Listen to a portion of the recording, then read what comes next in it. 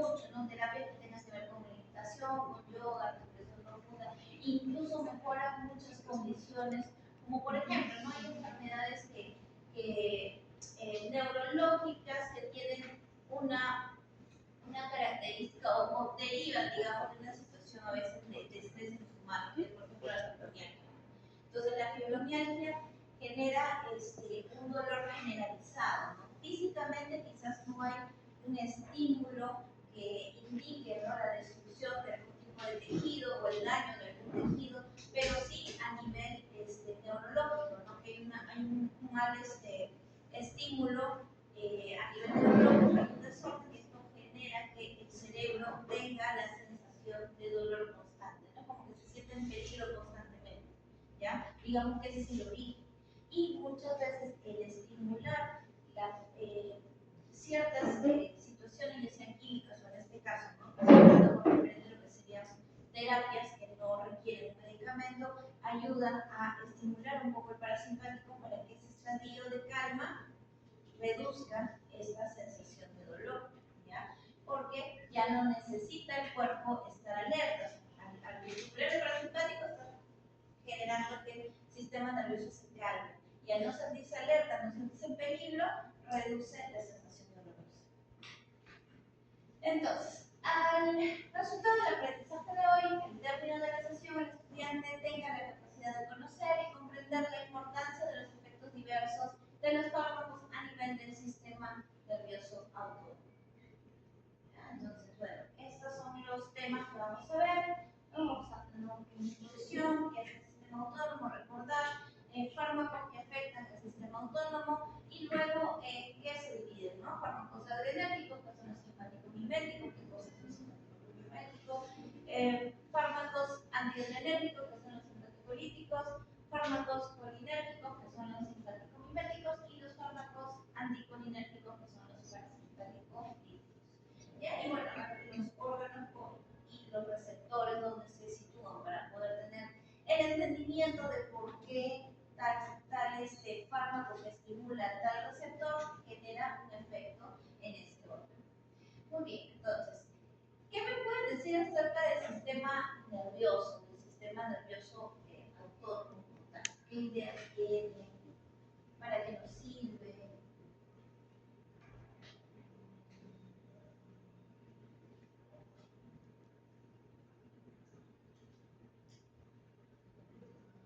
Ahorita se está activando el parasimpático. Muy bien. Entonces, empecemos con la introducción. Recordemos que el sistema nervioso está organizado en un sistema nervioso central, donde está compuesto por el cerebro y el cordón espinal, ¿ya? Ahora, lo que vendría a ser los nervios periféricos, el sistema nervioso periférico, estamos hablando de aquella inervación, que en este caso serían los ganglios espinales que van a salir de la médula espinal, y los nervios ya espinales que van a ir más distales, incluso los pares craneales entran aquí, ¿no?, que son los nervios que van a salir del cerebro, del sistema nervioso central, ¿ya? Y obviamente toda la información que va a generar la recepción del estímulo se va a ver en el sistema nervioso central, ¿no? Y lo que vendría a ser toda la parte del sistema nervioso periférico es aquel que va a servir como el conductor hacia el sistema nervioso central, o al revés, ¿no? Cuando ya hay una reacción que el cerebro lo manda a los diferentes órganos a través del sistema nervioso periférico. Entonces, tenemos al sistema nervioso como tal, ya habíamos hablado, que se divide el sistema nervioso periférico y el sistema nervioso central. Ahora nos vamos a centrar en el sistema nervioso periférico, ¿ya? En el sistema nervioso periférico tenemos dos sistemas, el sistema autónomo y el sistema somático, ¿ya?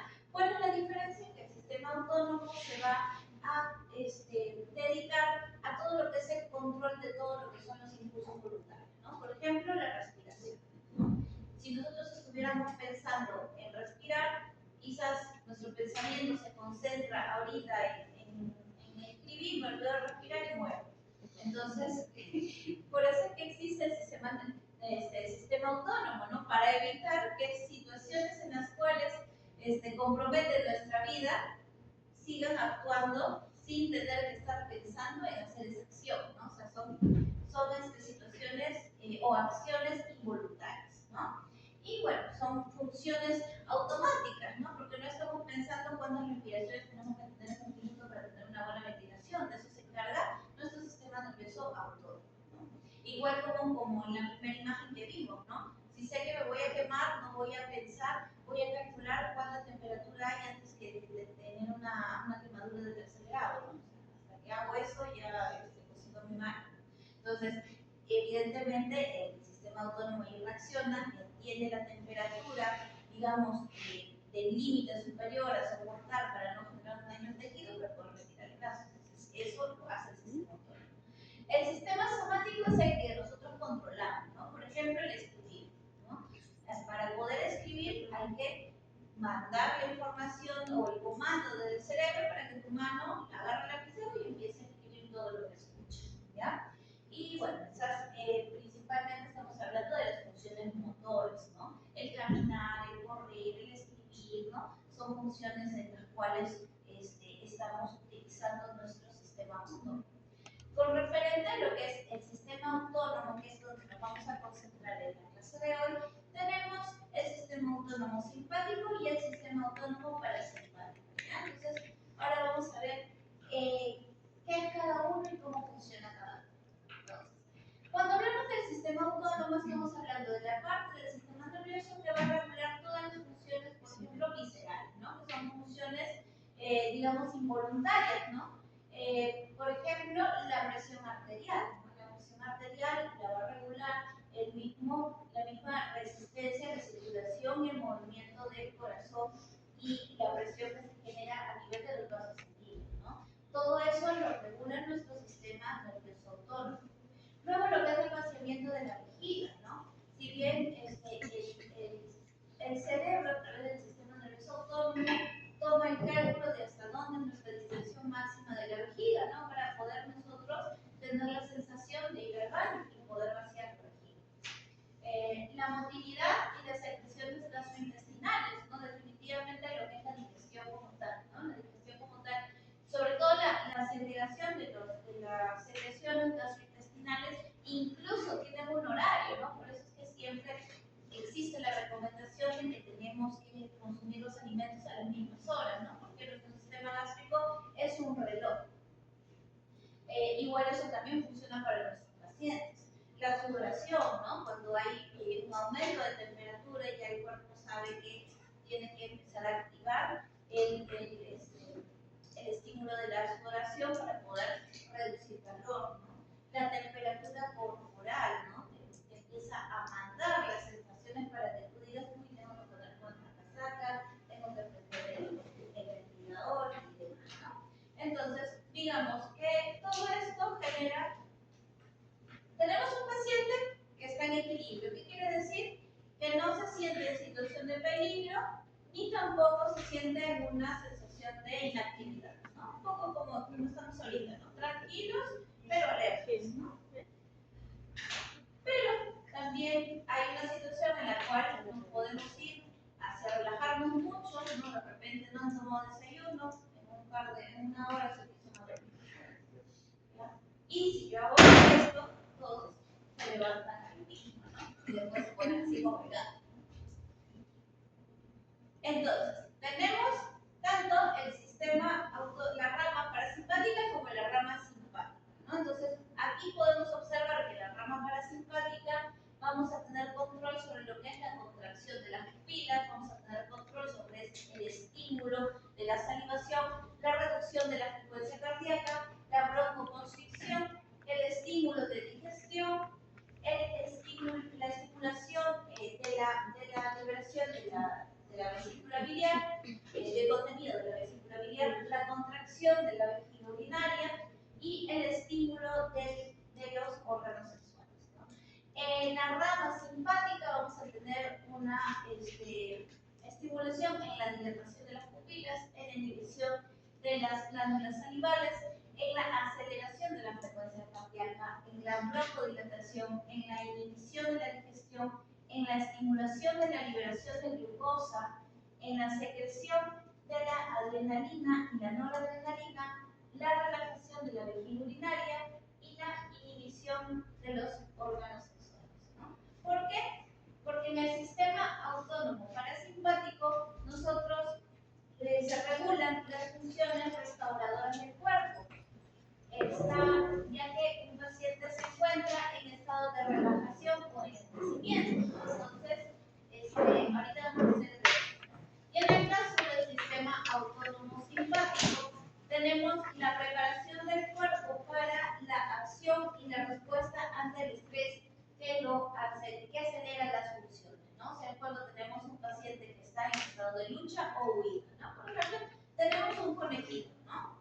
Entonces, ¿qué pasa si el conejito se tranquila en el jardín y aparece un gato? ¿Qué va a hacer el conejo? Va a empezar a correr, ¿no? ¿Por qué? Porque se siente peligro, ¿no? Va a ver al gato como un depredador, ¿no? Imagínate un gato de chico. Va a ver al gato como un depredador, entonces va a empezar a correr. ¿Y por qué va a correr? Porque se siente en estado de huida, ¿ya? Y esto entonces aquí me va a activar al sistema autónomo simpático, ¿ya? Entonces, ahí vamos a observar que las pupilas se van a dilatar. ¿Con qué finalidad? De que ingresa mayor cantidad de luz y poder tener un mejor panorama de todo lo que ve, porque tiene que buscar un escondite. Entonces tiene que mirar todo alrededor. Dilatación de pupilas. Inhibición de las glándulas salivales, ¿no? Entonces inhibe todo tipo de secreción para poder tener una mejor capacidad respiratoria, ¿ya? Así como también la broncodilatación. Si yo tengo bronquios más dilatados, ¿qué va a entrar más? Oxígeno, que es algo que necesita en este caso el cuerpo para poder mover sus músculos, ¿no? Sus extremidades, ¿no? ¿Cómo corre el conejo si no tiene suficiente cantidad de oxígeno? Ahora, para que llegue el oxígeno a los músculos, ¿qué necesitamos? Que aumente la frecuencia cardíaca para aumentar la presión arterial y aumentar lo que vendría a ser la circulación del oxígeno que está entrando en grandes cantidades. Vamos a inhibir el sistema digestivo, ¿no? Porque yo tengo que cerrar algún sistema que me gaste energía, porque yo necesito la energía, ¿dónde? En las extremidades, ¿no? El conejo necesita las extremidades para correr. Entonces el sistema digestivo se cierra, ¿no? Para que no haya ningún desgaste. También se va a estimular la liberación de la glucosa. ¿Por qué? Porque va a agarrar la glucosa para generar ATP y el ATP le va a ayudar al movimiento de los músculos de las extremidades. Para eso también lo hace el sistema autónomo simpático. Ya, la segregación de la adrenalina y la noradrenalina, que es necesaria para que el conejo pueda tener un estado de alerta máxima, ¿no? Lo va a estimular, ¿no? Digamos que son las hormonas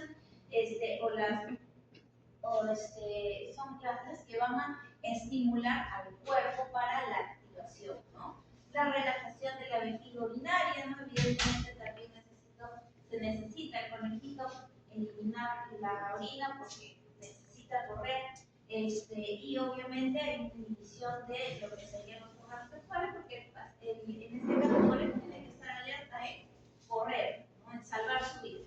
Ahora, encontró una escondite el conejo, se metió en un huevo, el gato no puede entrar ahí. Entonces, ¿qué va a pasar con ese conejo? Se va a tranquilizar porque ya va a ver que el depredador no puede entrar porque se escondió. Entonces, ya no necesita que entre más luz para poder ver alrededor, sino necesita recomponerse, ¿no? ¿Y de qué manera se va restaurando? Las pupilas las contrae. Luego puede haber una estimulación de salivación, se activa la producción de la salivación, incluso a mayor cantidad de relajación, ¿no? Puede haber mayor segregación de acetilcolina y hay mayor probabilidad de producción de lo que es la cialorrea, ¿no? Reducción de la frecuencia cardíaca, ¿por qué? Porque el conejo se queda inmóvil. Cuando está asustado, que ese conejo se queda inmóvil, ¿no? Entonces, al estar inmóvil ya no necesita mover sus extremidades, entonces la frecuencia cardíaca baja, ¿no? Ya no necesita mayor cantidad de oxígeno que ingrese a su cuerpo, entonces empieza a ver el estado de broncoconstricción, ya no necesitamos tanta cantidad de oxígeno que ingrese de golpe, ya como ya hubo un desgaste al correr, ya se activa la estimulación de la digestión. porque tiene que recuperar todo lo que gastó. ¿Ya? Y evidentemente, al haber un proceso digestivo, se va a activar la estimulación de la producción de la bilis, la liberación de la bilis sobre la vesícula biliar, ¿no? Ahí otra vez vamos a tener la contracción de la vejiga y bueno, en otro tipo de situaciones que el conejito va a tener una estimulación quizás activa a nivel sexual, ¿ya? Entonces, tenemos lo que vendría a ser los neurotransmisores principales en cada rama, ¿ya? En el caso del sistema nervioso simpático, tenemos la noradrenalina o la norepinefrina como los neurotransmisores, digamos, activadores. Acá también tenemos la adrenalina, la epinefrina, que van a venir del sistema nervioso central, ¿ya? Van a mandar el impulso hacia el ganglio autónomo, ¿ya? En este caso, va a ser recepcionado por el receptor nicotínico. Una vez que esta norepinefrina pasa, digamos, a nivel de los tejidos, vamos a ver que va a activar o va a tener un tropismo con los receptores, por ejemplo, adrenérgicos, ¿ya? En este caso, vamos a observar la norepinefrina que se va a posar en ese receptor. En el caso del parasimpático, tenemos como el neurotransmisor la acetilcolina, ¿ya? Entonces, del sistema nervioso central, vamos a observar que va a haber un comando para que empiece a segregarse la acetilcolina, se empiece a formar la acetilcolina como tal, y esta va a tener un tropismo con los receptores nicotínicos, ¿no? Luego, cuando va hacia los tejidos, va a buscar receptores muscarínicos u otros receptores nicotínicos que pueden encontrarse en tejidos, ¿ya? Y esto va a generar la estimulación de los efectos del sistema parasimpático, ¿ya? Entonces ahí es donde vamos a observar que se genera el efecto disflujo. Ahora vamos a ver qué fármacos afectan al sistema autónomo. Primero, recordar, ¿no? Que tenemos un equilibrio, que es cuando el sistema parasimpático y el sistema simpático se encuentran en un equilibrio, ¿no? No está más activo uno que el otro. ¿Ya? Entonces, recordar, el sistema parasimpático tenemos a un paciente pasivo, ¿ya? Que puede estar en estado de digestión o puede estar en estado de descanso, ¿ya? Cuando activamos el sistema simpático, ¿qué vamos a tener? Un paciente activo, ¿no? Un paciente que quizás esté defendiéndose de otro ser vivo, de otro animal, o en tal caso en fuga, ¿no? Ahora, ¿qué pasa cuando yo estimulo el sistema simpático, ¿no? Entonces va a haber un desequilibrio, ¿no? El sistema simpático va a tener mayor peso y el sistema parasimpático va a reducir su peso, ¿no? Si lo queremos graficar ahí en la balanza, ¿no? Cuando eso sucede, que estimulamos al sistema simpático para que haya mayor acción, ¿ya? Simpática se le llama simpático mimético, ¿ya? Porque va a imitar al sistema simpático, ¿ya? Un ejemplo de ello, por ejemplo, es la adrenalina. ¿Qué pasa si yo tengo un paciente quizás que viene en un estado de shock, un atropellado, que ha tenido una reducción sanguínea bastante considerable y que esto me está generando una hipotensión bastante severa, una bradicardia, y el paciente está más con San Pedro que con San Pedro? Entonces, ¿qué puedo utilizar? La adrenalina, ¿ya? La adrenalina es un fármaco simpático mimético, ¿ya? La adrenalina me va a ayudar a activar todas las funciones que les indiqué que van a ayudarme a poner en alerta a ese paciente. Principalmente, ¿qué es lo que yo voy a buscar? El aumento de la frecuencia cardíaca para que pueda haber una mayor circulación, ¿no? Sanguínea, teniendo en cuenta que tengo un paciente hipotenso hemorrágico, ¿no? Ahí yo puedo empezar a suministrar fluidos para que eso me ayude a elevar la presión arterial, ¿ya? Y de esa misma manera también me va a ayudar a dilatar las vías aéreas y yo con una ventilación asistida lo voy a ayudar al paciente a que ingrese mayor cantidad de oxígeno, ¿no? Para tratar de estabilizar, ¿ya? Entonces, recordar que la adrenalina va a ser producida por la glándula adrenal. Entonces, recordemos, ¿no? ¿Qué va a hacer la adrenalina en este caso?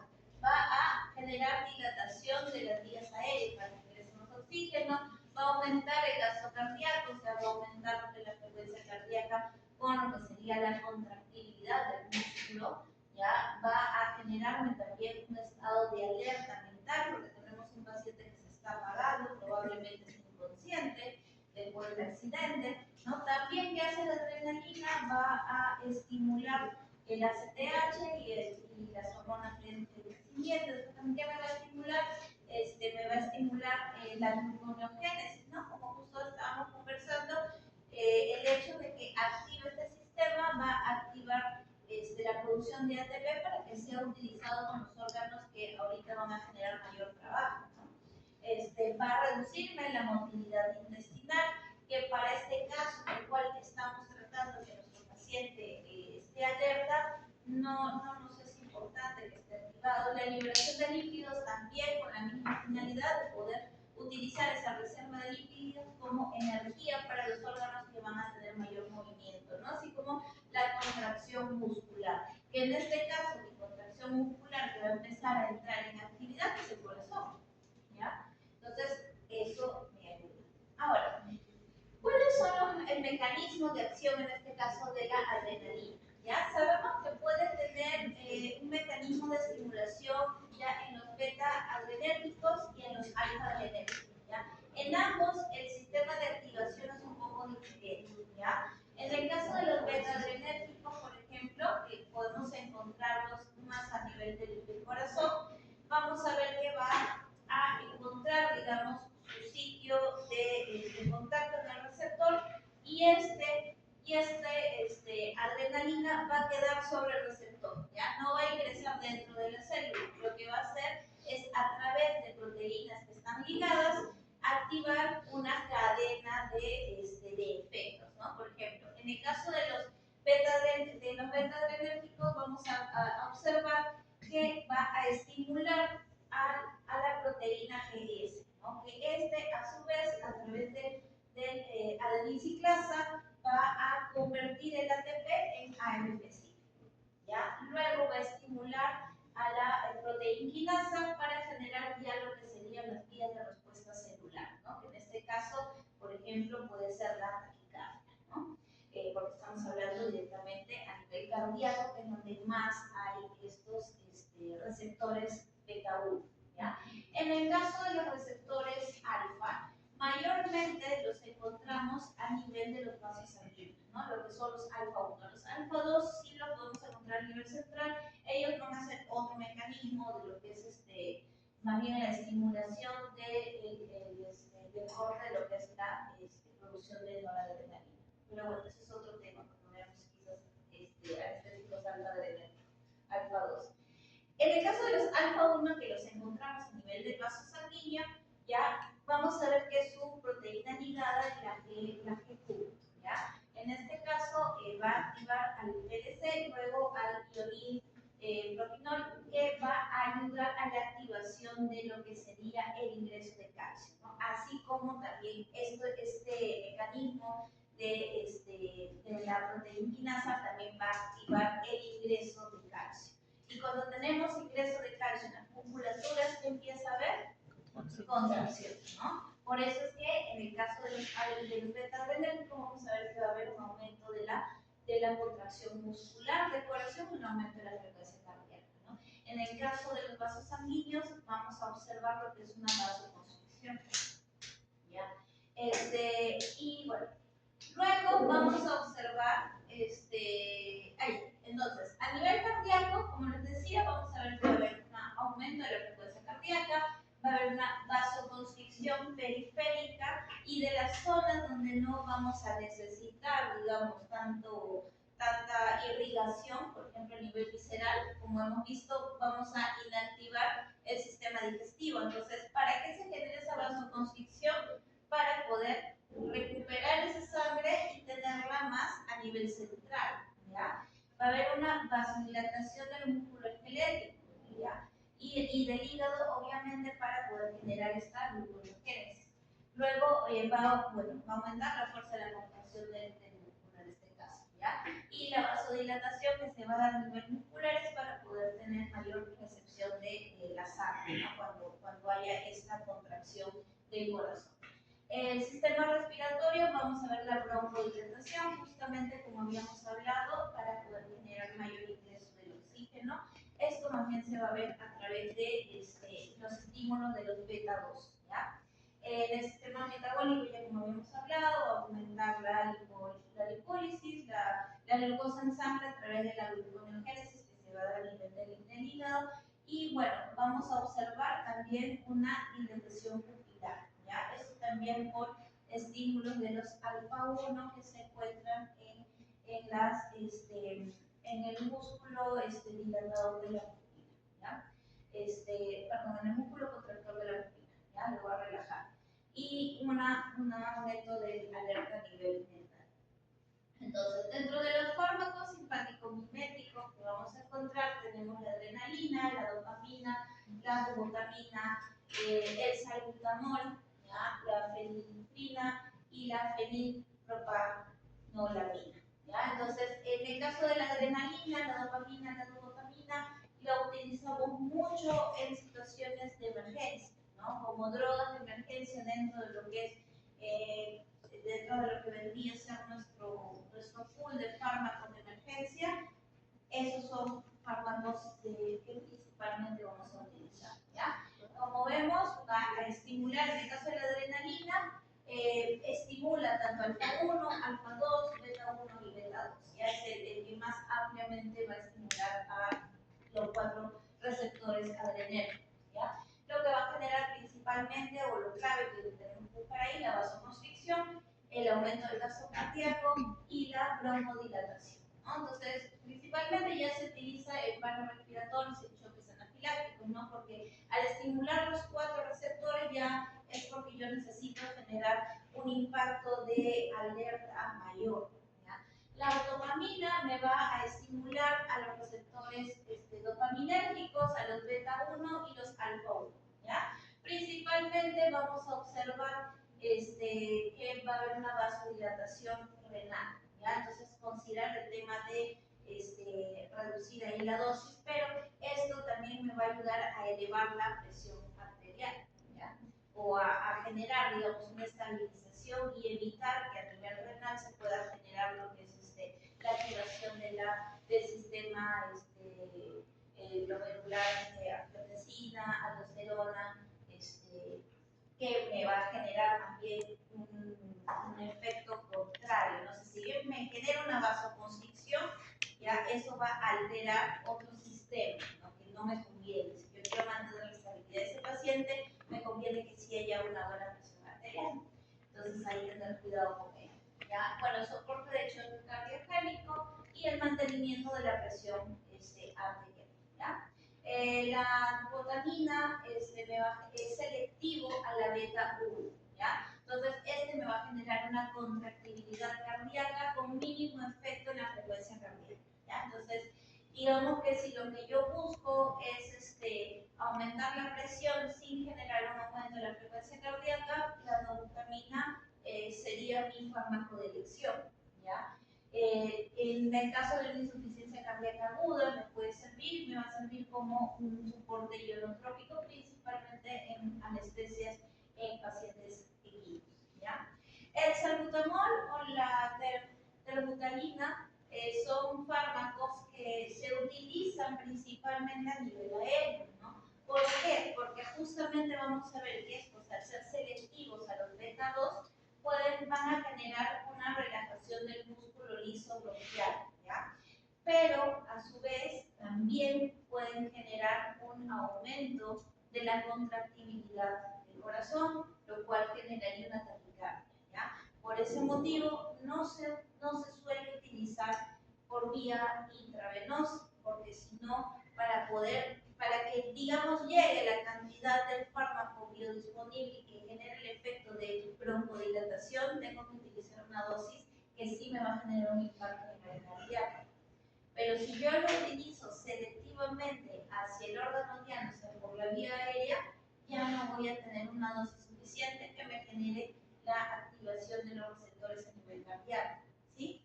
Entonces, bueno, ¿para qué lo utilizamos principalmente? Por la vía aérea, para manejo de asma felino, de bronquitis crónica, colapso traqueal, o en el caso, por ejemplo, del POC de equinos o el asmatismo. La fenilefrina es un selectivo alfa-1, ¿ya? Entonces, esto lo utilizamos principalmente a nivel ocular, ¿ya? Me va a generar una vasoconstricción periférica marcada, ¿ya? Lo que puede generar una midriasis, ¿ya? Y bueno, si lo utilizamos quizás a nivel intravenoso, podemos generar una hipotensión severa, ¿no? Podemos quizás, por eso es que a nivel oftalmológico nos ayuda mucho, incluso nos va a descongestionar la zona al haber una zona de congestión y nos sirve como un diagnóstico oftalmológico porque al generar la midriasis podemos hacer evaluaciones quizás a nivel intraocular. Luego la fenilpropalandina también es un selectivo alfa-1, ¿ya? Y me va a aumentar el tono del esfínter uretral interno, ¿ya? Ahora, tener en cuenta lo importante de este tipo de fármacos en incontinencias urinarias, ¿ya? Pero tener en cuenta esto que no tenga que ver ningún proceso sucutivo, ninguna situación adicional a nivel vesical, ¿no? Porque lo que va a hacer es contraerme el esfínter uretral, ¿ya? Pero siempre y cuando el problema sea un tema de incontinencia por un problema muscular, no porque de repente hay una masa o haya otra condición que lo genere, ¿ya? Ahora, tenemos aquí otra situación, ¿no? ¿Qué pasa cuando yo también utilizo fármacos que me estimulen al sistema parasimpático? O sea, va a haber mayor estimulación del sistema parasimpático, menor estimulación del simpático. Esto se llama que yo utilizo fármacos parasimpático-miméticos, ¿ya? Que son fármacos que van a imitar al sistema parasimpático, ¿ya? Entonces, si ya lo tengo normalizado, a eso yo le aumento un fármaco que va a imitar los efectos parasimpáticos, entonces va a aumentar ese efecto, ¿ya? Entonces, aquí tenemos, por ejemplo, el carbacol o la arecolina.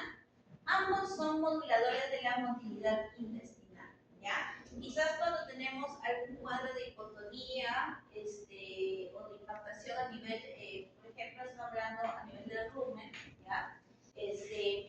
Lo que va a realizar estos fármacos es estimular la contracción del músculo liso ruminal, ¿no? Para poder ayudar al vaciamiento, a que esa motilidad quizás elimine los gases acumulados o algún contenido que haya ahí, ¿ya?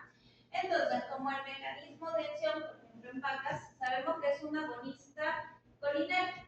Entonces, recordemos, ¿no? La acetilcolina, ¿ya? Va a regularse con la acetilcolinesterasa. O sea, en un estado normal ya tenemos la acetilcolina que cuando empieza a estar aumentado en el espacio presináptico y postsináptico, ¿qué hace la acetilcolinesterasa? Lo degrada, ¿ya? Para que no se genere un aumento de los efectos muscarínicos, ¿no? Que vamos a ver por un aumento de la acetilcolina, ¿ya? Ahora, cuando utilizamos el carbacol al tener otro grupo, en este caso el grupo carbamato, no tiene esa sensibilidad de poder, digamos, destruirse o dividirse a través de la acetilcolina. Entonces es resistente a la hidrólisis de la acetilcolinesterasa. Entonces, ¿qué quiere decir esto? Que cuando yo coloque el carbacol voy a tener un efecto incluso mayor que la acetilcolina, ¿ya? Porque no va a haber ninguna, en este caso, enzima que lo pueda degradar o lo pueda hidrolizar, ¿ya? Entonces va a haber mayor cantidad, digamos, de este fármaco que va a unirse con los receptores acetilcolinos, ¿no? Con los receptores de ahí. Entonces,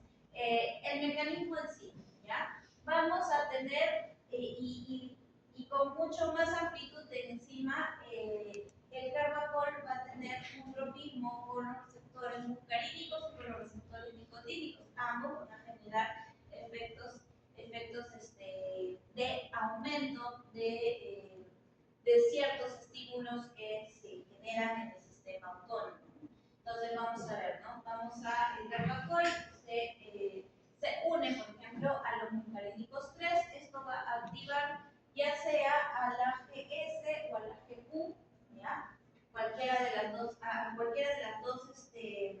proteínas en las que esté integrada este receptor, y luego a través del BIP2 va a activar a la fosfolipasa B, ¿ya? El misilpropanol también se va a activar a través del BIP2 y se va a generar el GAP, ¿no? Esto también va a desencadenar lo que es la apertura de los canales de calcio para que ingrese mayor cantidad de calcio, ¿no? Y esto que va a generar la contracción del músculo liso, ¿no? Lo cual va a ayudar a que ese rumen empiece a movilizar, a moverse más y a eliminar el contenido, ¿ya? A nivel, por ejemplo, de lo que son, a nivel de los músculos esqueléticos, también puede haber un efecto, ¿no? Que se va a dar a través de los receptores nicotínicos. Eso lo vamos a ver cuando veamos el sistema somático, ¿ya? Entonces también va a haber una activación de la apertura de los canales de calcio y de sodio.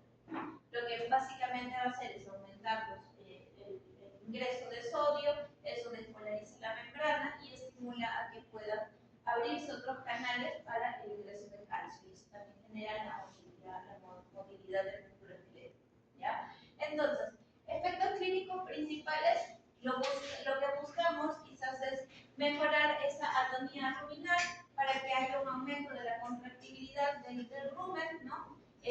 Como ya les decía, lo utilizamos en atonía ruminal en pareja intestinal posterior o obstrucciones, ¿no? Ahora, tener en cuenta que esto se realiza mientras sea por una causa de reducción de motilidad, ¿no? O quizás por algún cuadro de timpanismo por posicionamiento, pero no cuando tenemos una obstrucción mecánica, porque ¿qué vamos a hacer?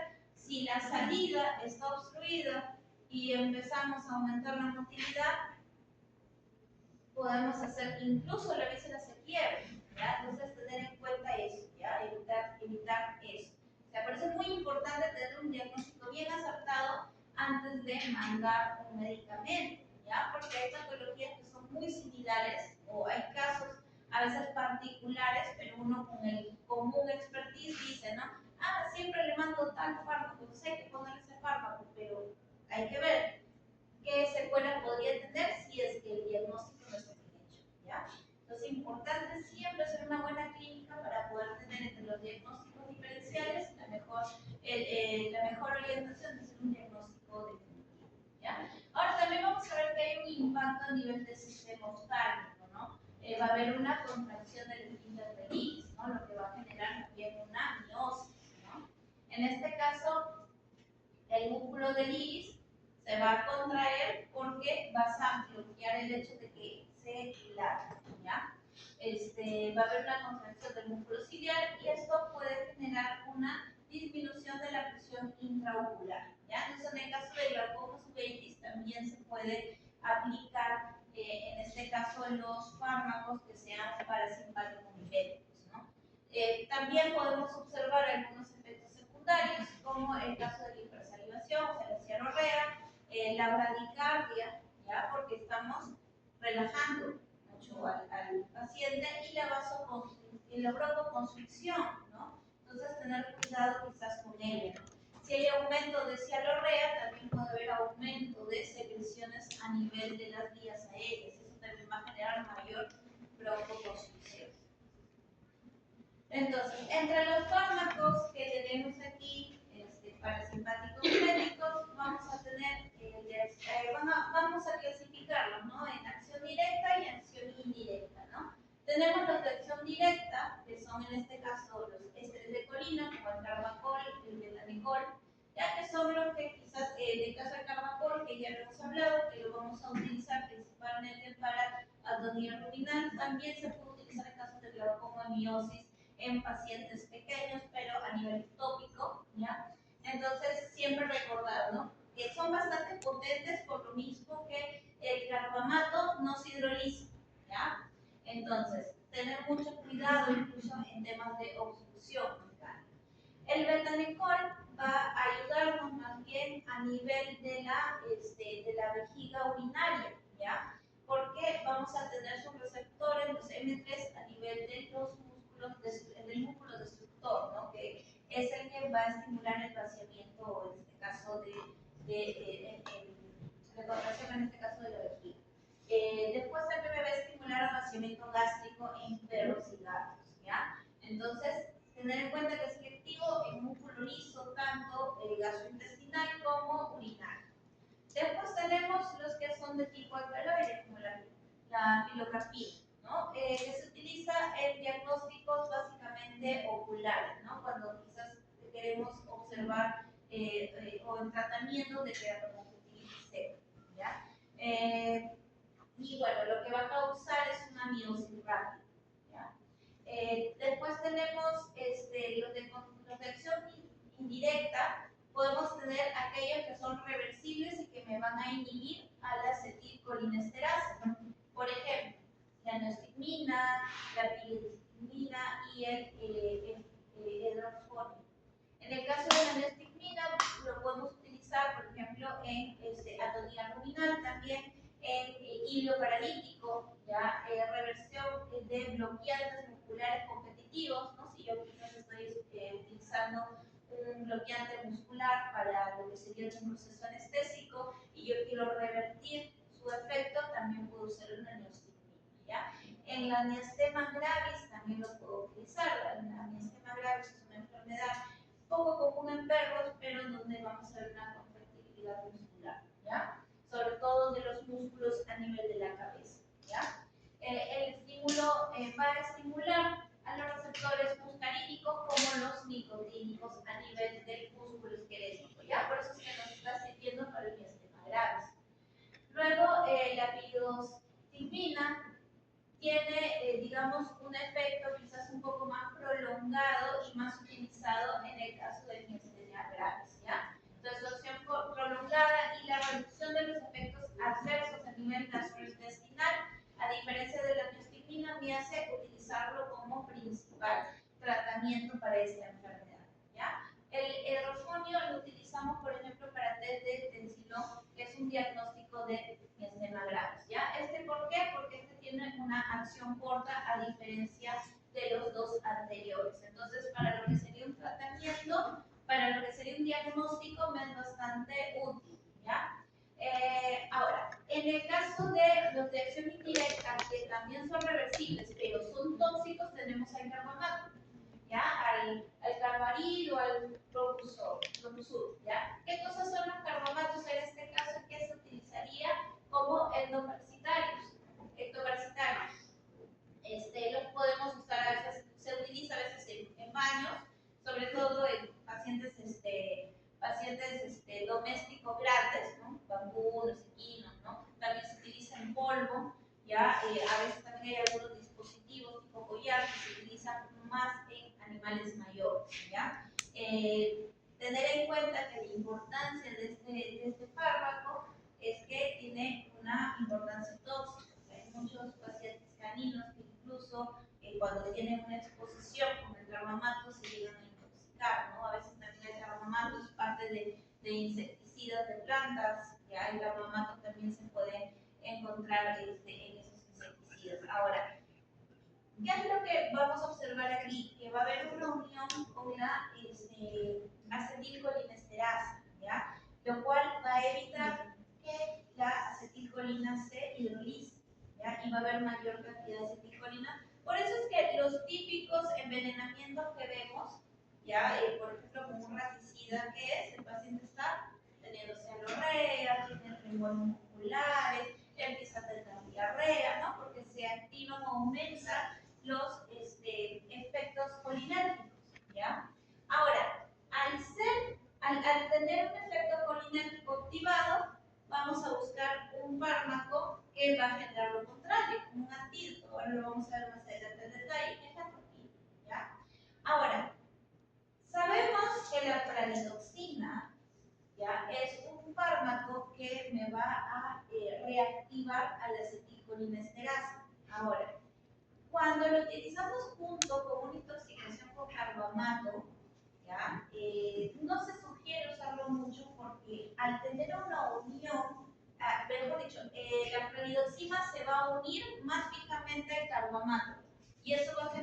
una mayor fijación con la enzima acetilcolinesterasa.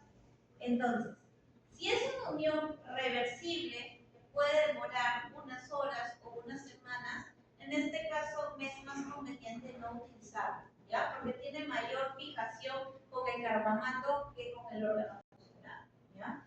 El órgano fosforado, en este caso, lo llamamos como el de acción indirecta irreversible, ¿ya? Tenemos el fendión o el diclorofosfo, que también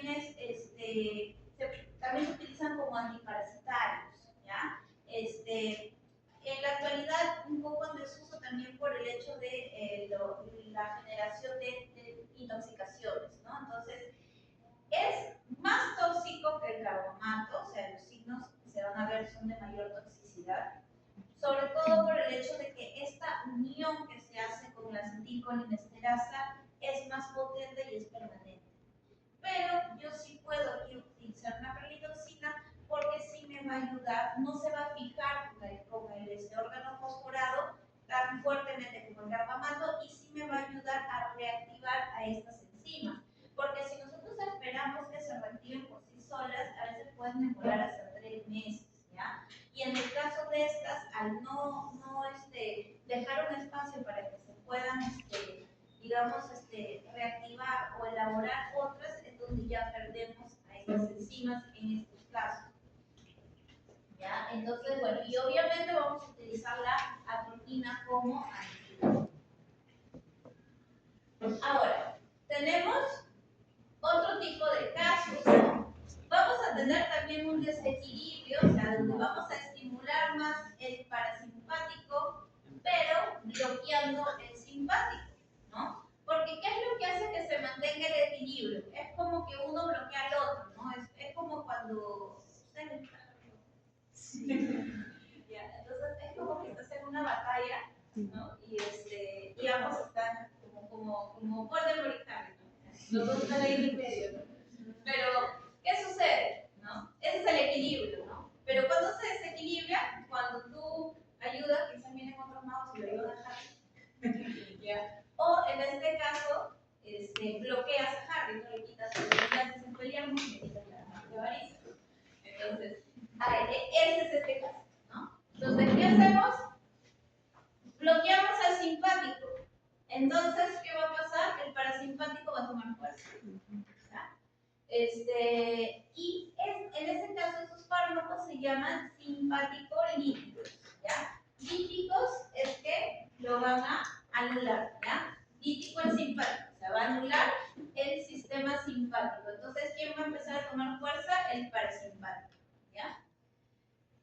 Ya. Un caso, por ejemplo, tenemos el carvedilol, ¿ya? El carvedilol es un fármaco simpático-lítico que me va a bloquear a los alfa-adrenérgicos, ¿ya? ¿Para qué? Para poder generar la relajación a nivel cardíaco. Entonces, ¿cuál es su mecanismo de acción? A nivel de los beta 1 y los beta 2 los va a bloquear, ¿no? Entonces, en este caso vamos a ver, si me va a bloquear el beta 1 que sí aumentaba la frecuencia cardíaca, entonces ¿qué va a haber? Va a haber una reducción de la frecuencia cardíaca, ¿no? Entonces la taquicardia me la va a anular. Va a haber una reducción de la fuerza de la contracción y por consiguiente va a haber una reducción del gasto cardíaco, ¿no? Y esto va a ser favorable para un paciente cardiópata, ¿no? Porque ¿qué es lo que necesita en su corazón? Que le genere menos trabajo, ¿no? Porque quizás esa musculatura no puede contraer tan bien, o incluso esa musculatura necesita un poquito menos de presión porque quizás se quiebra si le pongo más presión, ¿no?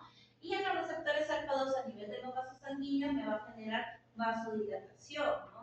Y eso también me va a ser conveniente sobre todo en la parte de la precardia y la poscardia, porque ya no le voy a ejercer tanta fuerza de la sangre al corazón, va a llegar un poquito con menos fuerza, porque también me va a ayudar un poco a reducir la frecuencia cardíaca, y a nivel poscardia, porque al tener una contracción del corazón que no va a ser tan fuerte, va a disminuir la fuerza, al tener yo los vasos más dilatados en la poscarga, digamos que no va a tener, va a tener igual una mejor redistribución, ¿ya? Entonces, le voy a quitar, digamos, ese trabajo al corazón, ¿ya?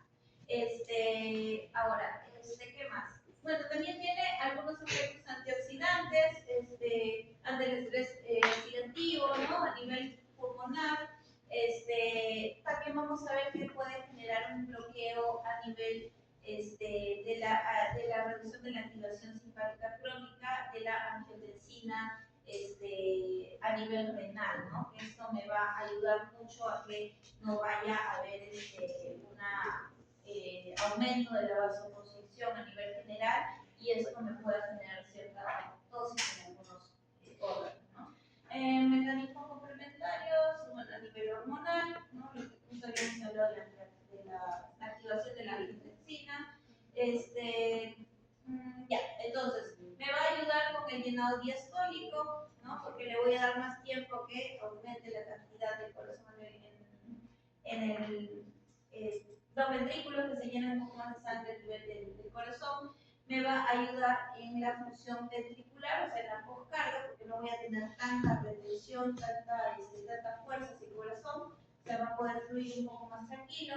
Va a haber una reducción de la congestión pulmonar, ¿ya? Porque va a ayudar también a que reduzca la cantidad de líquido que se pueda retener ahí, ¿no? Es un paciente cardíaco, sobre todo cardíaco a nivel izquierdo, tiene mayor probabilidad a que pueda haber retención de líquidos a nivel del pulmón, justamente por esto, por un tema de aumento de presiones. ¿Ya? Y bueno, me va a mejorar a largo plazo, obviamente, la supervivencia de este músculo y del paciente en sí, ¿no? Porque le va a retirar lo que es el estrés oxidativo. Entonces, como simpaticolíticos, tenemos a agonistas alfa-1 selectivos, como el caso de la fluoxetina, que también se utiliza sobre todo en pacientes con cardiomiopatía hipertrófica felina, ya en el caso de congestiones cardíacas, ya hipertensión sistémica, en la relajación de la uretra, ¿no? En el caso de pacientes con flujo, ¿no? También lo mismo que hablamos en los otros casos, tener en cuenta de hablar de pacientes con flujo, de esos que son idiopáticos, ¿ya? No aquellos que se obstruyen por alguna situación mecánica, ¿ya? Porque ahí sí estaríamos generando más bien un efecto adverso, ¿ya? O no estaríamos solucionando un problema como tal, porque tenemos que retirar en este caso el cálculo o la acumulación de arenilla que está generando la obstrucción como tal, ¿ya? Bueno, observaciones, tener en cuenta que se puede producir lo que es una vasodilatación arterial como riesgo, ¿no? O a nivel venoso, ¿ya? Antagonistas alfa, por ejemplo, que no son selectivos, y eso quiere decir que puede ir tanto alfa 1 como alfa 2, ya la fenoxibenzamina, que se maneja, por ejemplo, en el caso de la hiperreflexia de los esfínteres uretrales, ¿no? Por ejemplo, que se puede utilizar antes de cirugías, ¿no? Que tengan que ver con el sistema, como por ejemplo, ¿no? En el caso de querer yo realizar lo que sería una desobstrucción a nivel uretral quirúrgicamente, ¿no? Me va a ayudar a prepararme quizás ese esfínter de mejor manera para la hora que ingreso de manera quirúrgica, una uretrostomía. ¿Ya? Me va a generar un efecto prolongado, irreversible, ¿ya? Entonces, tener cuidado en este caso con una hipotensión marcada y sostenida que se pueda dar, ¿ya? Antagonistas beta, el propanolol, que se utiliza principalmente en taquicardias, en estenosis aórticas y en hipotiroidismo, ¿no? Donde el gato sobre todo genera estos cuadros cardiológicos. Tener en cuenta que hay que tener cuidado con pacientes con asma, ¿no? Porque si yo voy a antagonizar a este receptor, hay mayor probabilidad de broncoconstricción, entonces este paciente se me puede descompensar, ¿ya? Pero para lo que es regulación de presión arterial también me sirve mucho, ¿ya? Antagonistas beta 1, como en el caso del atenolol o el esmolol, manejo a nivel miocárdico principalmente, por ejemplo, en las cardiopatía hipertrófica en los gatos, ¿no? Taquicardias supraventriculares también se puede utilizar, ¿ya? Y al bloquearme un beta 1, me va a ser más seguro para aquellos pacientes que tienen condiciones respiratorias, ¿no? O sea, peligros. Los agonistas mixtos pueden antagonizar, perdón, antagonistas mixtos que le pueden antagonizar tanto alfa como beta. Tenemos al carvedilol, que ya lo hemos observado en la imagen anterior. Me va a manejar una insuficiencia cardíaca crónica, cardiomiopatía dilatada en el caso de perros, y ahí tiene efectos antioxidantes adicionales que me van a ayudar a proteger al miocardio para darle mayor calidad de vida. Ahora, caso inverso, ¿no? Habíamos hablado de qué pasaba cuando desactivábamos el simpático. Ahora, ¿qué pasa si desactivamos el parasimpático? ¿Ya? Entonces, lo desactivamos político, parasimpático, lítico. ¿Ya? Entonces, vamos a desactivar el parasimpático y vamos a tener un paciente que se estimula más. ¿Ya? Por ejemplo, la atropina. ¿No? La atropina, bien conocida para lo que son intoxicaciones, ¿no? Entonces, habíamos hablado que, por ejemplo, cuando hay un estímulo de órganos fosforados, ya es lo que quizás más común vemos en intoxicaciones por raticidas, que contiene órganos fosforados como fumarínicos, los raticidas. Entonces, vamos a observar que el paciente empieza a tener cialorrea, ¿no? Empieza a tener tremores musculares, ¿no? Porque hay una estimulación de la acetilcolina. Hay una mayor estimulación por efectos colinérgicos por la estimulación de este órgano fosforado, que funciona muy similar a la acetilcolina, ¿ya? Entonces la atropina me va a bloquear el receptor acetilcolina y de esta manera ya no se va a producir el efecto colinérgico. Entonces vamos a observar aquí, ¿no? Entonces empieza a ver como veíamos, ¿no? Tenemos la acetilcolina, se empieza a liberar. Tenemos la acetilcolinesterasa, que en este caso, si estamos hablando de una intoxicación por órgano fosforado, ¿qué va a pasar con esta enzima? Se va a bloquear, ¿no? Y al estar bloqueada va a haber mayor cantidad de acetilcolina en el espacio. Si a esto le colocamos atropina, atropina va a competir por el mismo receptor. No le va a permitir a la acetilcolina que pueda posarse y generar el efecto.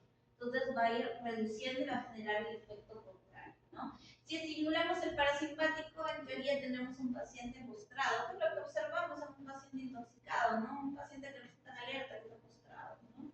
Entonces, cuando le aplicamos la atropina, vamos a empezar a generar que primero la cialorrea se corte, que la frecuencia cardíaca empiece a aumentar, ¿no? Y empieza a revertirse cada uno de los efectos, ¿no? A nivel cardíaco vamos a observar que el bloqueo, por ejemplo, de los muscarínicos 2 a nivel del nodo sinoauricular va a generar una disminución del tono vagal, lo cual va a generar que aumente la frecuencia cardíaca, ¿ya?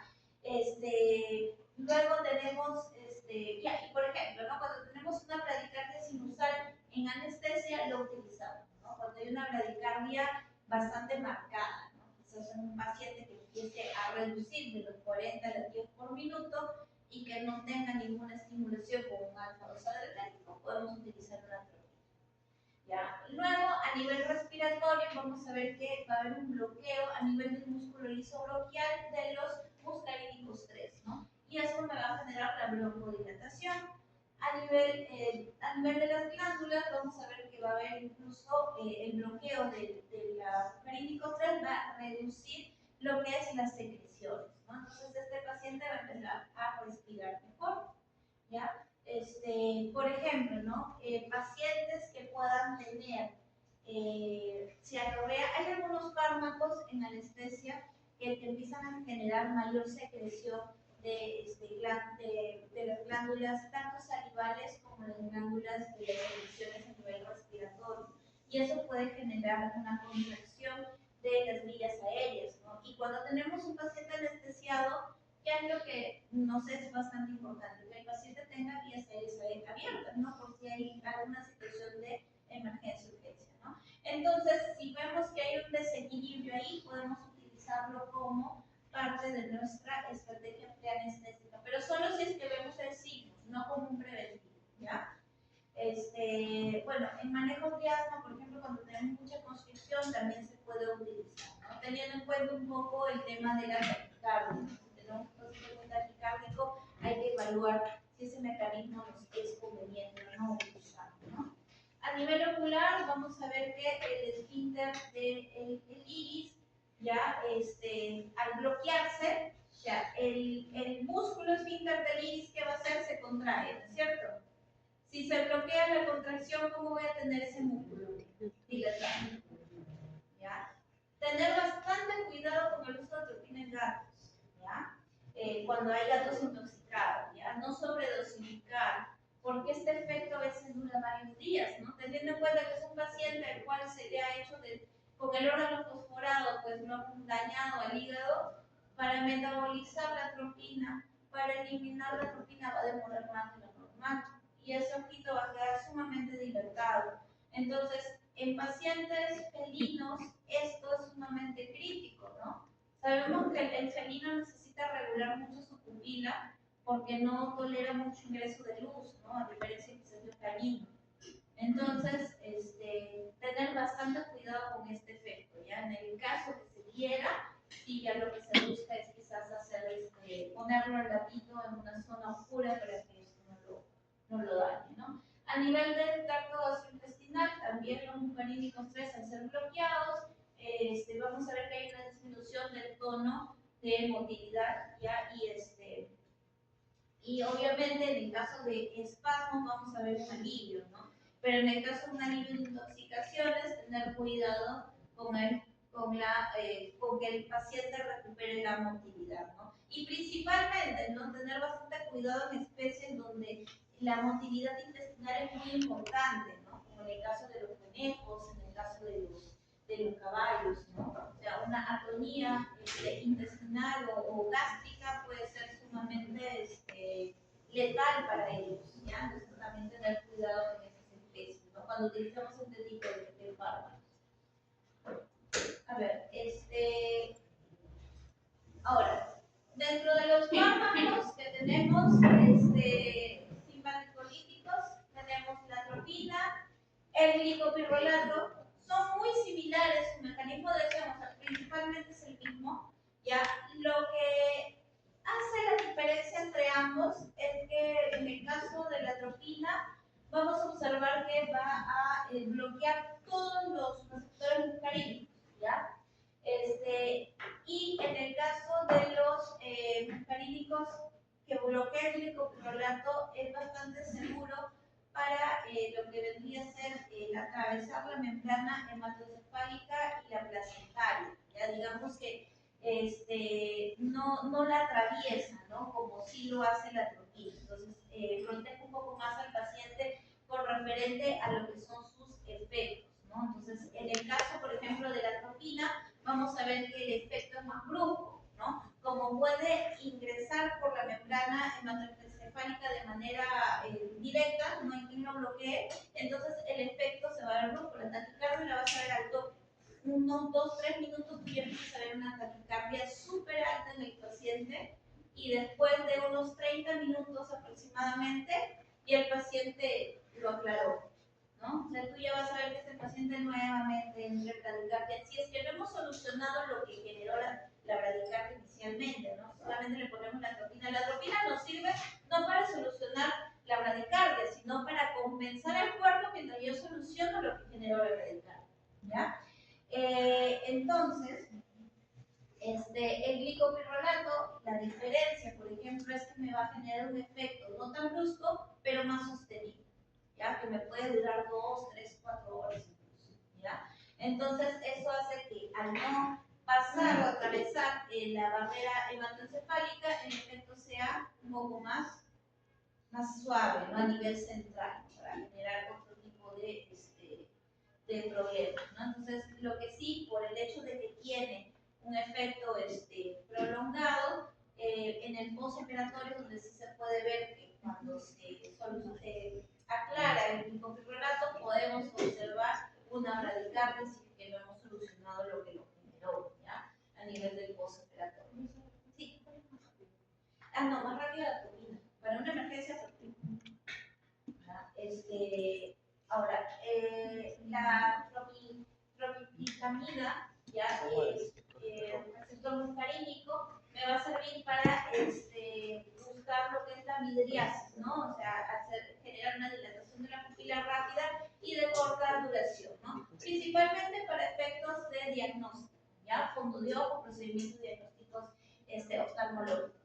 El infratopio, ¿ya? Me va a bloquear lo que es los muscarínicos 3, ¿ya? Y me va a generar lo que es una broncodilatación local, ¿ya? Y la inhibición del tono colinérgico bronquial. Entonces, por ejemplo, estas se asocian muy bien junto con los beta-2 adrenérgicos, ¿no? A veces no podemos, si bien los beta-2 adrenérgicos se encuentran en todos los bronquios, hay algunos bronquios que quizás no tienen tantos y también tienes el refuerzo de los muscarínicos 3. Entonces, se puede usar el combinado, ¿no? Tanto los beta-2 como los como el hipatropio, que son los antagonistas, ¿no? De los muscarínicos 3 a nivel de los bronquios, ¿no? Entonces, por ejemplo, en asmas lo podemos utilizar, ¿ya? Como tratamiento complementario a los beta-2. ¿Ya? El butilescopalamina también son inhibidores de los muscarínicos y vamos a ver que va a haber un potente efecto de espasmolítico, ¿no? Sobre el músculo liso visceral. Entonces, en el caso, por ejemplo, de espasmos a nivel digestivo, ¿no? O a nivel gástrico, por ejemplo, en caballos, que el caballo es melancólico, podemos usar butilescopalamina, ¿no? Sí, en el caso de diarreas con tenesmo, también en animales menores se puede utilizar, ¿no? Que a veces lo utilizamos en combinaciones farmacológicas, principalmente en perros, ¿ya? En gatos a veces es tóxico, no es tóxico, sino que la dosis en gatos es mucho menor, ya, que en perros, ¿ya? Entonces, las combinaciones, por ejemplo, el que viene en el Altalvet, ya sí tiene una combinación proporcional para perros. Entonces, tener cuidado ahí con la dosificación, porque es muy mínimo. Lo preferible es utilizar metalizol sódico solo en gatos, y si necesitas la butilescopalamina, utilizar una dosis muy mínima, ¿no? O sea, orientada para el especie, ¿no? Algo que siempre les voy a reforzar y lo van a ver en todas mis clases es que yo siempre les digo, recuerden, el gato no es un perro chiquito, el gato es otra especie. En muchos fármacos tienen otras dosis. No es que porque es más chiquito sus dosis son menores, no. Hay fármacos incluso que requieren un poquito más de dosis, ¿ya? Pero hay que saber, incluso con la frecuencia, ¿no? Por darles un ejemplo, el omeprazol en gatos se utiliza cada 12 horas, en perros cada 24, ¿ya? ¿Esto por qué? Por el tiempo de metabolización y de aclaramiento del fármaco, que es diferente por la especie. Entonces, eso tenemos que tener en cuenta, ¿ya? Esto es lo último, no vamos a ver, ¿ya? Entonces tenemos, en resumen, ¿no? Simpático y parasimpático, ¿ya? Entonces, en simpático tenemos los receptores alfa y receptores beta, ¿no?